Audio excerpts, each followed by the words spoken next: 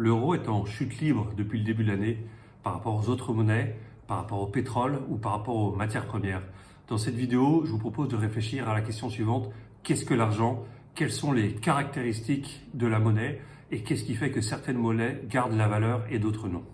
5 caractéristiques définissent la qualité d'une monnaie comme moyen d'échange et de préservation de la valeur: la divisibilité, la durabilité, la portabilité, l'acceptation ou encore la reconnaissance et la rareté.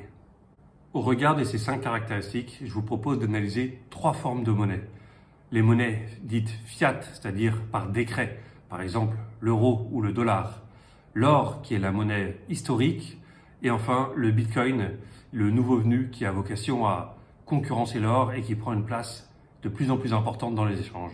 Première caractéristique, la divisibilité. Alors pour les monnaies fiat comme le dollar, ce sont des monnaies très facilement divisibles. Vous pouvez avoir un billet de 500 $ ou un billet de 1 $. C'est donc très pratique pour les échanges. Vous pouvez très facilement aller acheter une baguette de pain ou un café avec du dollar. Pour l'or, on n'a pas de divisibilité. Si vous avez une once d'or ou un kilo d'or, vous aurez tout le mal du monde d'aller acheter votre café avec, parce que physiquement, ce sera très difficile d'en détacher une petite partie, de la peser et de trouver l'exact bon montant. Pour le bitcoin, la divisibilité est très facilement assurée. Un bitcoin se divise, si je ne dis pas de bêtises, en 100 millions de satoshi. C'est donc très facile techniquement de payer un café ou une baguette de pain avec du bitcoin, surtout si on utilise le Lightning Network qui permet de faire des transactions immédiates. Deuxième caractéristique, à mon avis une des plus importantes, la durabilité. Pour les monnaies fiat comme sont l'euro et le dollar, la durabilité n'est pas du tout avérée. On voit sur le graphique qui s'affiche que l'euro a perdu près de 20% de sa valeur depuis sa création il y a un peu plus de 20 ans. Autrement dit, si vous aviez 10 000 € il y a 20 ans, vous pouviez acheter plus que si vous avez 10 000 € aujourd'hui. Pour le dollar, c'est bien pire, vu que le dollar a perdu près de 99% de sa valeur. Si vous aviez 10 000 $ il y a 150 ans, vous pouviez acheter une maison ou des choses incroyables. Aujourd'hui, avec 10 000 $, vous pouvez acheter bien moins de biens et services. Pour l'or, la durabilité est largement avérée. C'est d'ailleurs la principale caractéristique et le principal intérêt de l'or. L'or garde la valeur dans le temps. Un bon exemple, si vous avez une once d'or, vous pouvez acheter une vache. Une once d'or, ça vaut à peu près 1 800 $. Il y a 200 ans, si vous aviez une once d'or, vous pouviez également acheter une vache, quand bien même l'once valait beaucoup moins exprimée en dollars. Donc une des principales caractéristiques de l'or, c'est que l'or préserve la valeur dans le temps, même si l'or est légèrement inflationniste, puisque le volume d'or en circulation augmente de à peu près 2% par an. Maintenant, venons-en au cas du Bitcoin, qui est un petit peu plus compliqué, parce que le Bitcoin a chuté récemment de 50%. Donc vous allez me dire, le Bitcoin ne préserve pas la valeur. Et pourtant, si on regarde depuis sa création il y a 10 ans, l'expression du Bitcoin par rapport à l'or et aux monnaies fiat, il monte structurellement. Autrement dit, le Bitcoin s'apprécie à la fois par rapport à l'or et par rapport aux monnaies fiat. Le Bitcoin a été un très bon instrument de la valeur, de préservation de la valeur au cours des 10 dernières années. Si vous aviez un Bitcoin en 2013, vous pouviez acheter un McDonald's. Si vous avez un Bitcoin aujourd'hui, vous pouvez acheter une voiture à 25 ou 30 000 €. Donc, exprimé en or et surtout exprimé en monnaie fiat, en euros ou en dollars, le Bitcoin préserve bien la valeur. Troisième caractéristique, la portabilité. Alors, les monnaies fiat, dollars et euros, pas de problème pour les porter, les transporter, les échanger. On a tous des pièces ou des billets dans nos porte-monnaies ou dans nos sacs. L'or, c'est infernal. Allez vous promener avec de l'or, c'est dangereux, c'est lourd, c'est pas commode, c'est pas pratique. En plus de ne pas être divisible, ce n'est pas portable. Et enfin, le Bitcoin qui est numérique, donc qui est par nature très portable, voire transportable, voire envoyable facilement. Puisque si vous me demandez de vous envoyer à l'autre bout du monde dans un quart d'heure 1 000 €, la meilleure solution, c'est quand même le Bitcoin par le Lightning Network. Ça prendra 10 ou 15 minutes. Pour les monnaies fiat, ce sera un virement bancaire pendant quelques jours. Et pour l'or, il faut que je vous envoie un avion, un bateau ou que je vous l'envoie physiquement. C'est donc très compliqué. Quatrième caractéristique, l'acceptation ou encore la reconnaissance. Alors pour les monnaies fiat, elles sont très largement acceptées. Je peux vous payer en dollars contre un bien ou un service, vous l'accepterez parce que vous reconnaissez la valeur d'usage de ces monnaies. Pour l'or, je ne pourrais pas tout vous payer Mais si on fait un business ensemble et je vous paye en or, vous êtes certain que vous pourrez l'échanger contre des dollars très rapidement. La reconnaissance de l'or est largement avérée et d'ailleurs, elle se vérifie depuis plusieurs siècles, voire plusieurs millénaires. Pour le Bitcoin, ça va être la première croix rouge parce que l'or, le Bitcoin n'est pas encore communément accepté dans beaucoup d'endroits, surtout dans le monde occidental. Il y a quelques pays, je pense au Nigeria, je pense au Honduras, maintenant la République centrafricaine, où il n'y a pas de cadre juridique ou de monnaie stable. C'est que là, beaucoup de personnes acceptent le Bitcoin. Mais à date, en 2022, à l'échelle globale, ça reste relativement marginal. C'est pas dit que ça va pas évoluer parce que le taux d'adoption est apparemment très élevé. Mais de fait, aujourd'hui, pour beaucoup de personnes, le Bitcoin n'est pas un moyen de paiement ou de conservation de la valeur reconnue ou largement partagée. Et enfin, cinquième et dernière caractéristique, et pour moi la plus importante avec la durabilité, la rareté. Vous savez certainement que 40% de tous les dollars en circulation ont été créés au cours des 2 dernières années.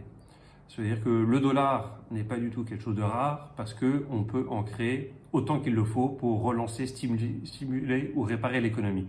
Le problème, c'est qu'on devrait émettre des dollars proportionnellement à la croissance de l'activité et pas à des fins politiques. Donc l'euro et le dollar ne sont pas du tout des monnaies rares puisqu'on peut en créer. Demandez aux Vénézuéliens ce qu'ils en pensent. Ils ont tellement c'est des bolivars qu'ils ont, ils en ont tellement qu'ils font des paniers avec parce que la valeur du panier vaut plus que la reconnaissance de la valeur fondamentale de la monnaie. Pour l'or, l'or est très rare puisqu'il a un stock to flow d'environ 60.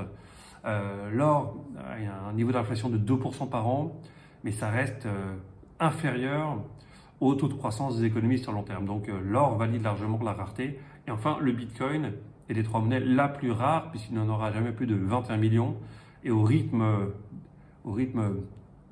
d'utilisation et d'adoption que l'on voit, on peut être certain qu'il y aura ce qu'on appelle un supply squeeze, c'est-à-dire une offre trop faible par rapport à la demande. Et le Bitcoin est donc par nature l'actif le plus rare. Si je résume, pour les monnaies fiat, ce sont des monnaies divisibles qui n'ont pas la caractéristique de durabilité, qui ont la portabilité, l'acceptation, mais qui n'ont pas la rareté. Pour le dollar, on a donc 3 cases vertes et 2 croix rouges. Pour l'or, on a la divisibilité, la durabilité et la rareté, mais on n'a pas la portabilité et l'acceptation, on pourrait en débattre. C'est pas communément accepté dans les échanges au quotidien, mais c'est quand même reconnu comme un outil de préservation de la valeur. Et enfin, pour le Bitcoin, on a la divisibilité, la durabilité, la portabilité et la rareté, mais on n'a pour l'instant pas l'acceptation. Selon mon analyse, la meilleure des 3 monnaies est le Bitcoin. Alors je sais que dans les personnes qui suivent la chaîne, j'ai beaucoup de sceptiques sur le Bitcoin, alors que moi je suis un convaincu. Comme vous le savez, j'en possède en portefeuille. Et je pense que dans les décennies qui viennent, le Bitcoin va s'imposer tout simplement parce que c'est toujours la meilleure technologie qui l'emporte. Vous voyez, comme s'affiche à l'écran, un article qui disait que les compagnies de téléphone vont faire un mouvement pour interdire Internet. Et Internet étant la meilleure technologie, rétrospectivement, ça nous fait beaucoup rire de dire que le téléphone va bannir Internet puisque Internet a littéralement détruit le téléphone. Pareil pour Amazon. Amazon Ticking Time Bomb. On est en 99. Amazon faisait rire tout le monde. Et pourtant, encore une fois, plus de 20 ans après, Amazon l'a largement emporté parce que c'était la meilleure technologie. Et enfin, un dernier exemple, Internet is just passing fad as millions give up. L'Internet est en train de disparaître parce que tout le monde abandonne. Alors ça, franchement, ça ferait sourire. Mais les technologies disruptives, comme l'ont été Internet au début des années 90 ou le Bitcoin au début des années 2010, sont difficiles à comprendre, mais s'imposent par leur facilité d'utilisation.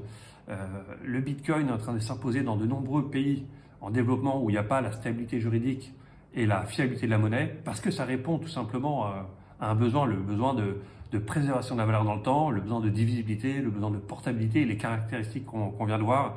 Il ne manque plus que l'acceptation qui se fera certainement dans le temps pour avoir la monnaie parfaite. J'aimerais finir cette vidéo sur la question environnementale, parce qu'on reproche souvent au Bitcoin son impact environnemental, et ce qu'on voit dans le graphique qui s'affiche, c'est qu'avec un taux de renouvelable de 56%, le Bitcoin est largement devant tous les pays, pour ne pas dire toutes les autres industries en termes de performance environnementale. On voit sur le graphique des impacts par industrie que l'impact environnemental du Bitcoin est bien moindre que beaucoup d'autres industries si on s'amuse à comparer par industrie. Et on ne se pose jamais cette question de l'impact environnemental pour les autres monnaies. Alors, pour l'or, c'est tout simplement dramatique. L'or, c'est une industrie minière, c'est-à-dire que vraiment, ça consiste à faire des trous immenses, utiliser des produits chimiques, avoir des outils, avoir des engins absolument colossaux pour déplacer toute cette terre et travailler dans les mines. Je ne parle pas de l'aspect social. On a souvent des enfants qui travaillent dedans et l'aspect sociétal, parce que les communautés qui vivent aux alentours en bénéficient très rarement. Donc, impact économique environnemental de l'or, c'est très mauvais. Maintenant, la monnaie fiat, dollar-euro, on n'en parle jamais, mais le dollar, si on réfléchit, sur quoi repose-t-il? Et le dollar, il repose sur le fait que c'est la monnaie dans laquelle on peut acheter du pétrole. Et pourquoi? Parce que tout pays qui veut vendre de pétrole dans une autre monnaie aura affaire à l'armée américaine. Donc fondamentalement, le dollar repose sur le fait qu'on peut acheter du pétrole en dollars et que l'armée américaine le garantit. Le dollar repose sur l'armée américaine. Alors, il y a une brèche très récente avec des contrats pétro-yuan ou des ventes de pétrole russe en roubles, mais ça c'est littéralement un changement de paradigme qui est très récent. Depuis plus de 50 ans, le dollar repose sur la machine militaire américaine et donc son impact écologique est pareil, dramatique. Le dollar repose donc sur les ventes de pétrole et la machine militaire américaine. L'or repose sur 5000 ans d'historique et le Bitcoin repose fondamentalement sur les mathématiques. On dit souvent le Bitcoin repose sur rien. Alors le Bitcoin repose sur une formule mathématique, celle qui s'affiche, et donc une monnaie très particulière, une monnaie digitale et dont le taux d'adoption est le plus fort actuellement.